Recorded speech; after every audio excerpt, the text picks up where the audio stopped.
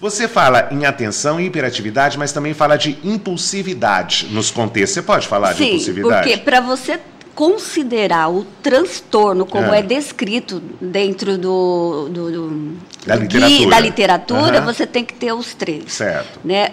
A impulsividade, que é aquele que dá resposta sem pensar, que faz tudo sem... Não, é um horror dar resposta sem pensar, porque depois do tempo que a gente usa energia para desfazer o que fez, eu já fiz e faço às vezes isso, né? Então, esses três... Mas a impulsividade, então, é esse que dá resposta antes. Eu falo que cérebro é ilha de edição, né? Então, precisa...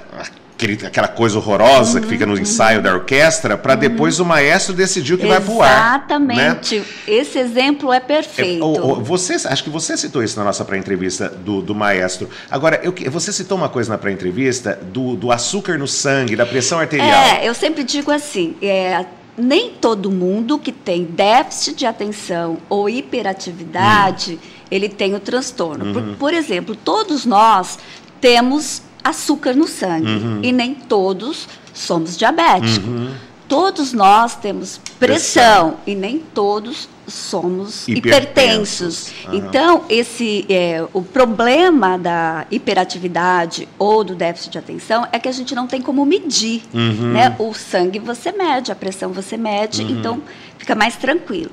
Por isso que é muito, muito importante a avaliação com o psiquiatra, com o neurologista, para poder avaliar o déficit de atenção. Não, mas então eu quero saber uma coisa muito mais importante. Por exemplo, primeiro você fala que tem que ter acontecido na infância. Isso. Quer dizer, não existe alguém que que adquiriu esse transtorno na vida adulta. Ele está lá desde a infância, não foi diagnosticado. O que eu quero saber é assim, nós temos nesse momento pais assistindo que têm filhos com déficit de atenção. Nós temos pais com déficit de atenção.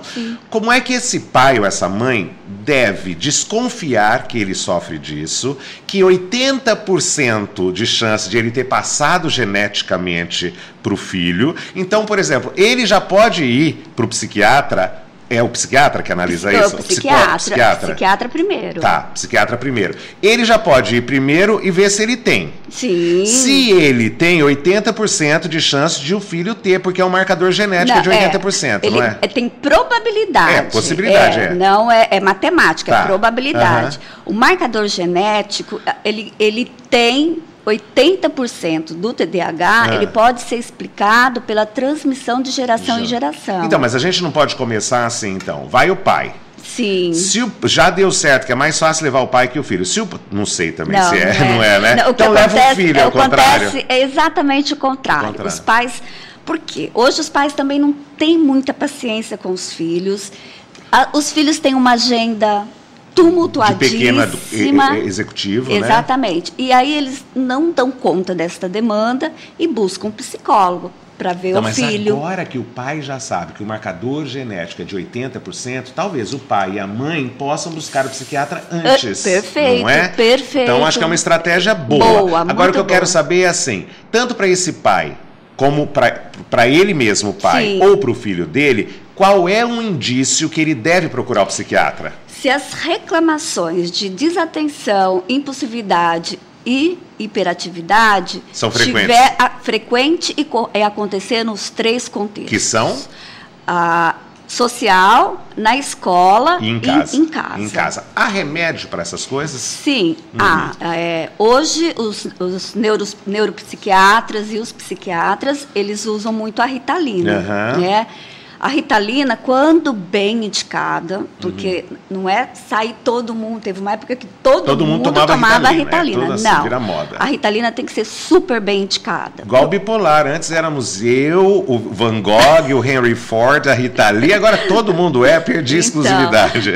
Então e você não pode ter um medicamento que não é adequado para aquela pessoa, porque tem efeitos colaterais. Né? Não, além disso, eu vejo no meu caso, como a gente muda, a única constante é a mudança, a quantia do medicamento desse mês pode ser diferente da quantia do medicamento do próximo mês.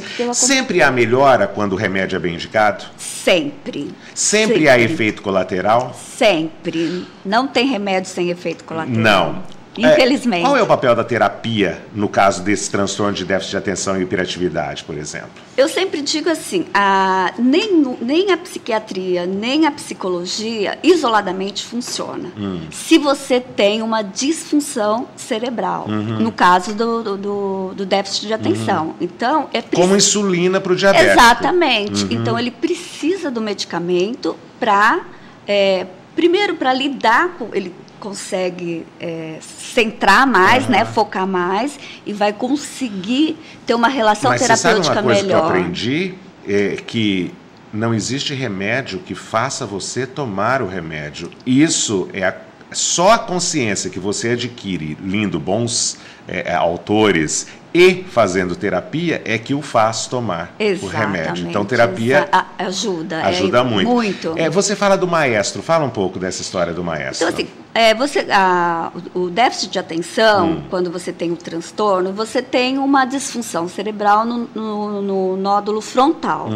Então, assim, quando medicado, você tem uma estimulação dessa parte, porque nossos cérebros têm vários, eu falo que é uma orquestra, né, tem várias coisas funcionando. E o maestro, ele não existe ali. Então, a Ritalina, ela vai ser como se fosse um maestro. A Ritalina e a consciência, né? Que é adquirida com bons autores e com boa terapia. Exatamente. Então, ela vai falar, olha, agora você faz isso, agora você faz aquilo. Então, conta a metáfora do jardineiro que você me contou, que eu adorei. Eu sempre digo o seguinte, que tanto a psiquiatria e a psicologia, elas tem que estar junto.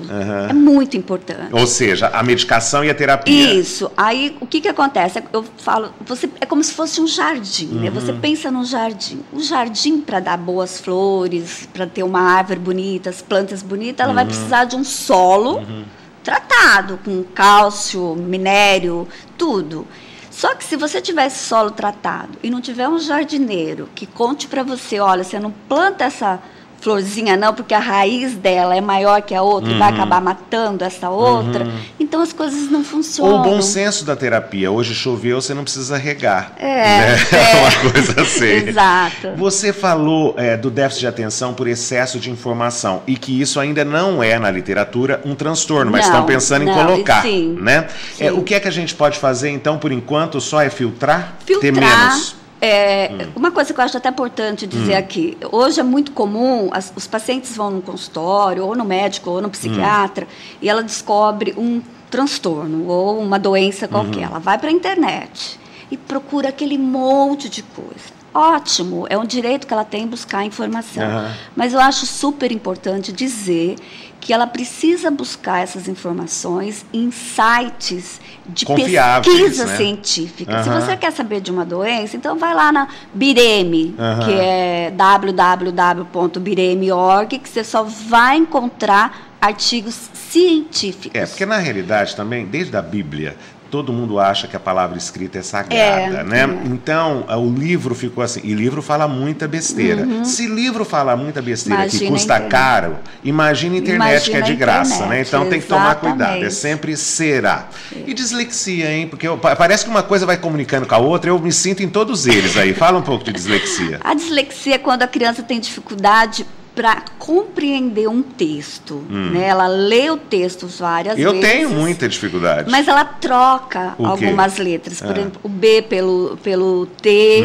Então, ela tem várias que eu nem me lembro agora, porque o fonoaudiólogo aqui cuida mais dessa parte. Mas ela troca muito. Então, às vezes, confunde um pouco com o déficit de atenção. Você sabe que eu me considero, em alguns aspectos, acima da média. E em outros, muito abaixo da média. Muito abaixo. Um dos que eu sou muito abaixo da média é na capacidade de leitura. Eu, por exemplo, se eu pegar uma média para procurar um nome na lista telefônica, a média procura muito mais rápido que eu. Fico totalmente perdido. Eu devo procurar? Ver se eu não tenho dislexia em algum nível. Não, porque isso é isolado. Isso é importante.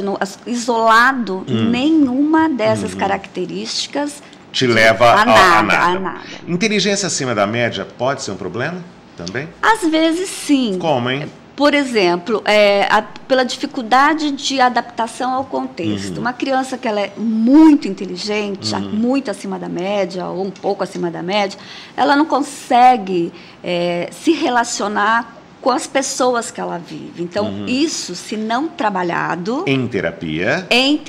Aí sem remédio. Aí não precisa. Aí sem remédio. Ela terá dificuldade de relacionamento social. E ninguém existe sozinho, E ninguém existe sozinho. Questão de opinião, volta já.